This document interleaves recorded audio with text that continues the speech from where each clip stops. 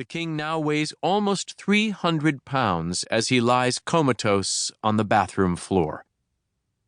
In recent years, Elvis overdosed twice, yet he continued taking pills, rationalizing that he was not a drug addict because he didn't purchase the drugs from street dealers. Instead, the narcotics were prescribed by his longtime personal physician, Dr. George Nicopolis. But Elvis Presley was indeed addicted. In the first 7 months of 1977, Dr. Nick prescribed more than 10,000 doses of sedatives, amphetamines, and other narcotics to the ailing singer. Truth be told, before his collapse, Elvis Presley was living in an almost constant state of inebriation. Divorced from his first wife, Priscilla, Presley lived with a tall brunette 20 years his junior named Ginger Alden.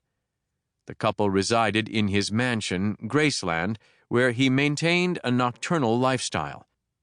The king purchased the 13-acre property for $102,500, $945,000 in today's dollars, in 1957 and decorated it in garish fashion, particularly the jungle room, where he famously shot out a television screen with a revolver because he was bored. For more than 2 decades, venturing outside during daylight had been a challenge for him. Presley's fame meant he was instantly recognized no matter where he went, so he slept all day and went out only after dark. This led to eccentricities, like a 10:30 p.m. visit to the dentist and a game of racquetball in his private court at 4 a.m. At 4:30, he sat at the piano singing gospel music, finally calling it a night at 5. As he did most every day, the king ingested a packet of pills in order to fall asleep. The pills did not work. At 7 a.m., he downed another packet.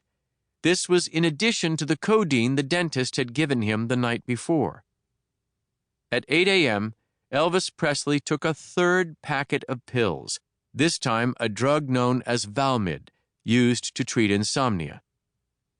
"I'm going into the bathroom to read," the singer, still unable to sleep, told Ginger Alden at 9:30. He grabbed a book off the nightstand, The Scientific Search for the Face of Jesus, and walked into the bathroom. He wore gold pajamas. "Don't fall asleep in there," Alden called after him, a subtle reminder that the king had done so in the past.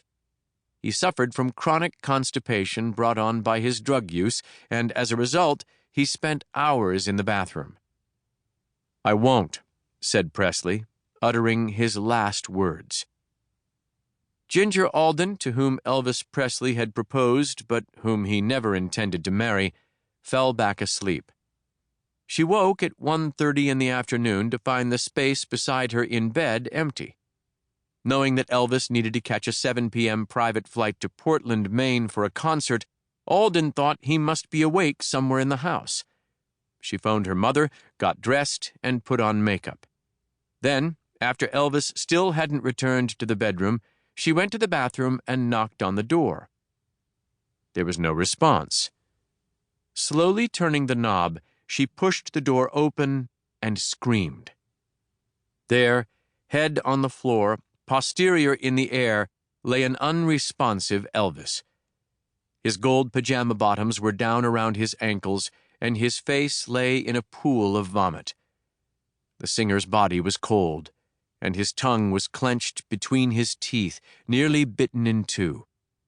Alden peeled back one of the king's eyelids, only to see a lifeless blue eye framed in blood. Ginger Alden screamed again. The lifeless body was rushed to Baptist Medical Center in Memphis, where Elvis Presley was pronounced dead shortly after 3 p.m. Newspaper reporters calling the emergency room to check on Elvis's status were instead directed to the morgue. News traveled fast. At 4 p.m., Vernon Presley, the singer's 61-year-old father, stood on the front steps of Graceland to address a crowd of journalists. He had been a steadfast presence in his boy's career and knew firsthand the source of the king's destruction. A devastating